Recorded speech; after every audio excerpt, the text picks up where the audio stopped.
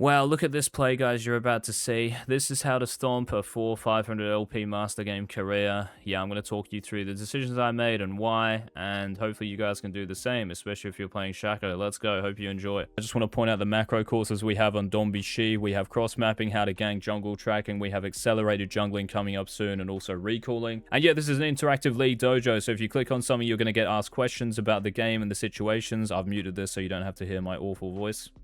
But yeah, we ask questions. So what should I do next? Is it because Akali is strong? Of course it is. So we go next. And then what should you do in these situations? You're going to click somewhere on the map. So look at this. Click where Canyon should go. Because Viego here is going to run straight bot. And there he is. So we click top right, we're going to dive top because it's 2v1, and we got it right because the video continues. So that's the macro section, and every quiz you have, or kind of like course, is designed like that. So we have Graves, Lee Sin, all of these have over 100 lessons. We've got Talon by Chaos. So we've got so much here and so much coming up, so obviously go and check it out. We also have a bit of a challenge, so take the IQ test, that's free. So you can literally, you don't even have to sign up, you can just click on this and take the challenge. Let us know what you get, join the Discord, and let us know your score and stuff. There's also VOD reviews as well, so I'm uploading, you know, like, I don't know, one a day. So you've got a massive library here of the champions we have courses for. Go and check it out and actually start getting good at the game. That was quite toxic, but yeah, I'm a Shaco player. Love you guys, thank you for watching, Donbeshi, bye.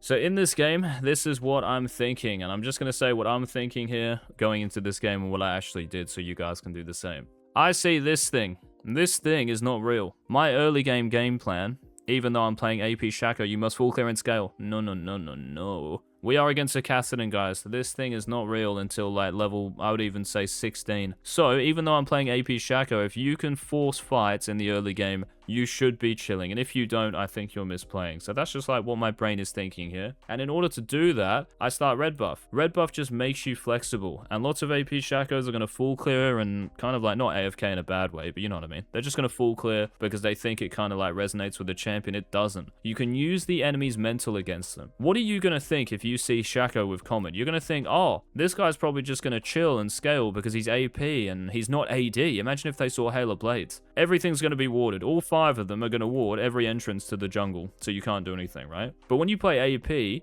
they're kind of chilling now. Their mentals are, oh, he's AP, okay, well, we don't really have to worry too much, whatever then. I'll just path bot in this game. It's exactly what happens in this game. So you can use their mental to your advantage. You have to get in their mental, bro, in order to beat them. If you don't know what their mental is and what their potential future is, how are you going to beat someone? So I start red buff in this game because it's flexible and it allows me at level 3 to do whatever I want, right? Red buff, just because it gives me damage and a slow, yeah? It's useful when you fight enemy champions, which is my plan here. So we start red buff, and bot lane gets a kill, so my bot lane's already winning, which is cool, and I queue to Raptors, and you can tell that the enemy Raptors are up here. I'm a very quick clearer, right, on Shaco, so I'm thinking to myself, is J4 actually here?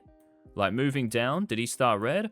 Or did he actually start blue this game? Because if he started blue, it makes it a bit more interesting, right? I would have to, with my next Q recall, and then run like that. But if I see him on Raptors in like the next 5 seconds, where do you guys think I'm going to go when we see him here? Ready? 3, 2, 1. Wow, kind of close. We've seen him here on Raptors. What does that mean? His red buff is spawning at 610. His Krugs are spawning at 340, very good. Obviously, we won't have the timers because we haven't got vision of the camps. Raptors will have a timer for, but not these two, so that's why I'm saying the timers. And now we know that this guy's popping down bot, right? And what's he going to do after Raptors? He's going to do Wolves. And is he really going to think an AP Shaco who's going to full clear and scale is going to take blue? Of course not. So what do, guys? We use this to our advantage and we go in and we take it. Box over the wall, put your box down straight away. I either camp to leash it out to me so I don't have to run as far, and I place a trinket over the wall to make sure, like, yeah, I just know like what he's up to. And you'll see this ward is very important. I queue in here, and then funnily enough, did you say that? Because I queue, right? Whenever you queue on Shaco near a camp, the blue buff will run as long as something is in range, like a champion is in range,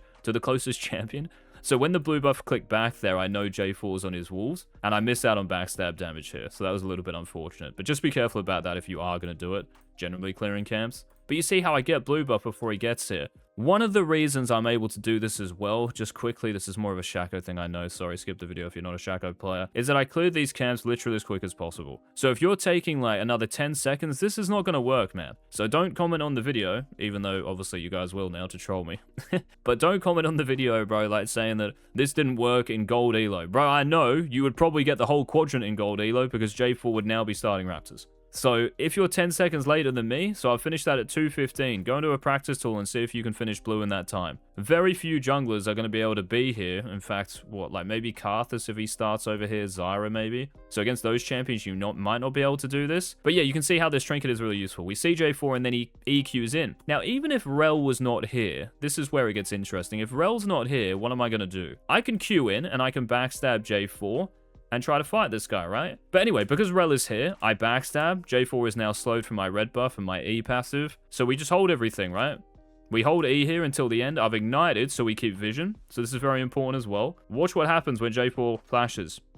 My ignite is giving me vision, so I can E.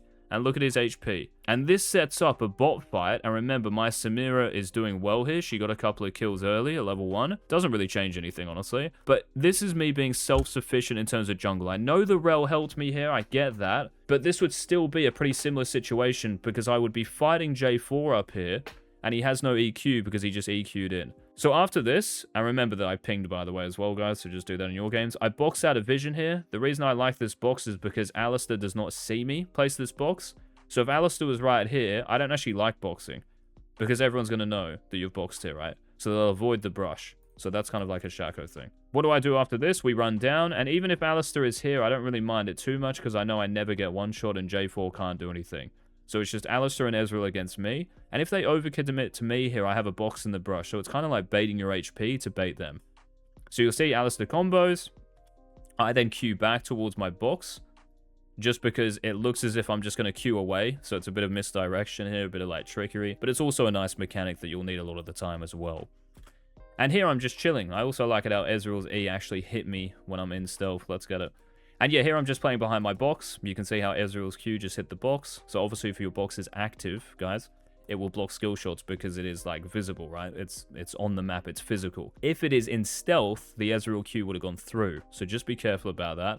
But because the box is active here, I can chill behind it. Alistar runs into it, and I'm not scared because he doesn't have cooldowns. Ezreal has used E. He might have Q back up in like 2 seconds, but J4's 1 HP. Alistar just comboed me, so that's why I was kind of running into him, actually hoping he would do this. And he should never do that there. Ever. He should just basically run off and peel J4. And we get a kill because of it. This picture here, if I go back to the start of the game, I could obviously not envision this exact situation, but this is what happens when you think about the enemy jungler and what they're thinking, and also the enemy team. I take Gromp here, obviously, and after this, I'm going to take the crab. Now, what do you guys think J4 is thinking here? Why have I asked that question as well? What would you guys be thinking here? Think about it.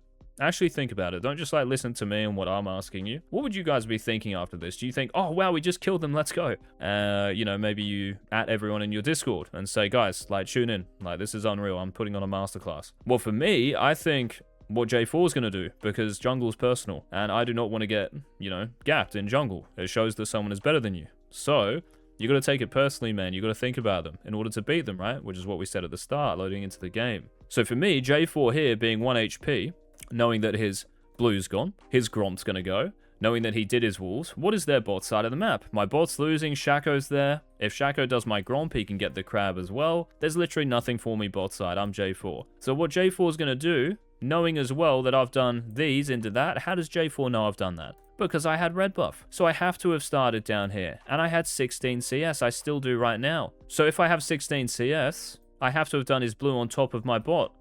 So he knows my whole top side's up. So my brain here, even after Gromp was thinking, should I recall and run here? So maybe after Gromp it's even good to recall. But just because the crab is here and I do it quick, I do the crab. Unfortunately, I don't even know like how that worked, but I'm not going to talk about jungle pet in 2026. So yeah, we recall and we run to blue buff, and you guys will see like why this is important, because when I Q in here to put a box down quickly, there's the J4. And you guys are going to laugh here. This J4 smites like that, and my comet steals the blue, bro. He might have hit level 4 off of that as well. And the 1v1 might be interesting, but yeah, obviously like when he does that, he's also got to refill this guy. Bro, what is going on? He has to be filled because he has no skin. But anyway, most junglers at this elo will feel like they're filled anyway, so it's not really like too different. And honestly, like I think every jungler would be doing something what he's doing here, like counter invading my top side after dying bot. And yeah, we just run at this guy, right, because I know I never die here, and this guy has no flash, right, so I'm kind of pinging GP. This guy, like, doesn't have flash. Let's try fight him. But unfortunately, GP kind of fails, or kind of falls for this, because J4 EQs back through him. So if GP was smart here, he would just sit like here, right? But watch GP how he runs forward. So if GP was good, he would literally just like stand there. I don't want to say like if he's good because it sounds toxic, but if he played this better, sorry. And yeah, J4 actually gets out because of that, which is a bit of a shame. But you'll see, guys, that when he's 1 HP here like he is, he's obviously low. So what do you guys think I do? Now, lots of people here, and it's not too bad, would think about invading his Krugs. But the issue with invading Krugs is like he might be waiting in the brush. So if I like Q over, it gets a little bit annoying even though I have smite. And it's probably still okay.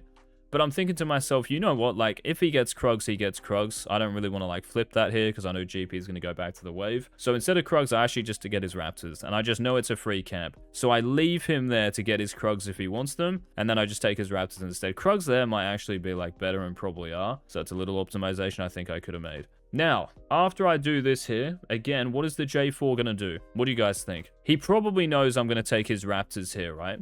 No jungler, and I don't want to say at this elo because, you know, it makes it sound better than what it is. But at this elo, they do have an understanding of what you're probably going to do after you chunk them. Like, everyone knows that if I'm 1 HP here, Shaco's going to invade my camps, right?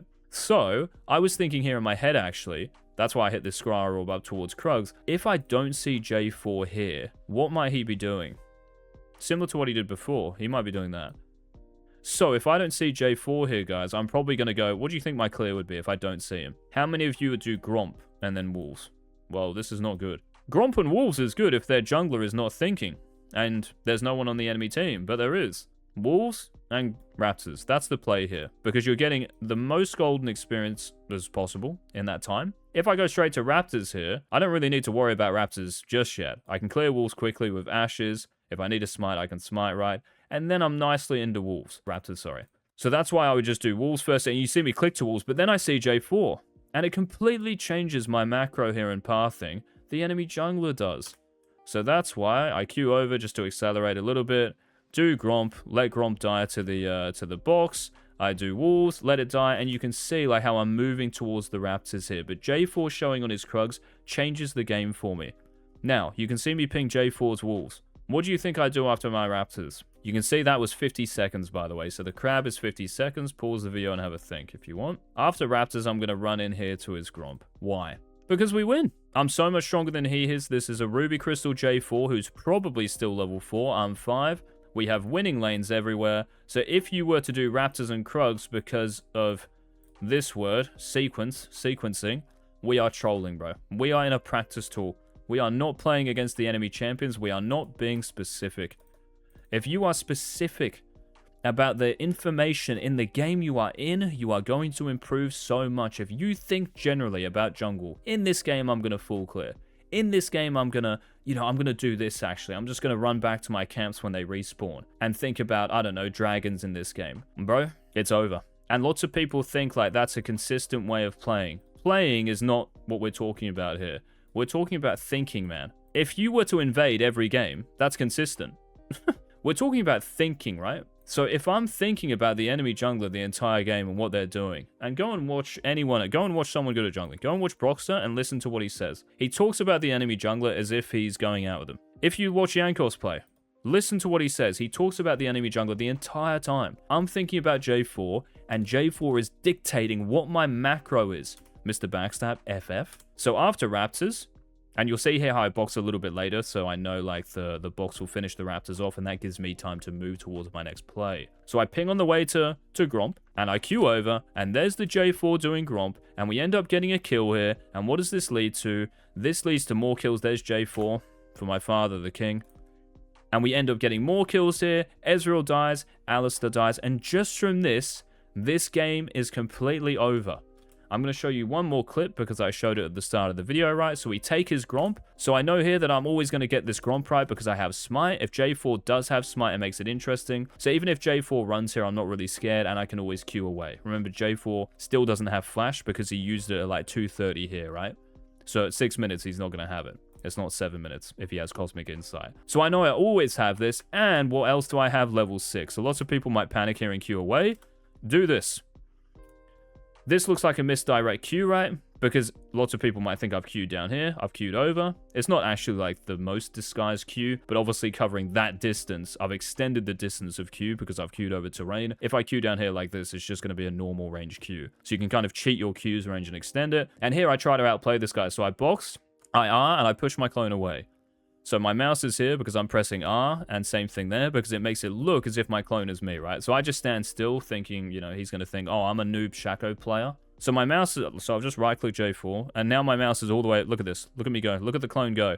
And obviously I want to get hit because it will think that's me, and we just E, and we get a kill. That's how you should think about jungling, guys. Whatever moves you make, it's not going to be like this, of course, in terms of, you know, your game might be different. The game I played after this, I probably didn't do that, and we didn't win in 5 minutes because Kassadin is different to, I don't know, a Yasuo in a really good matchup. Be specific.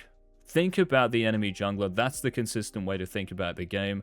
If you enjoyed the video, obviously leave a like. Any questions, leave a comment, and I'll see you in the next one. Donbeshi.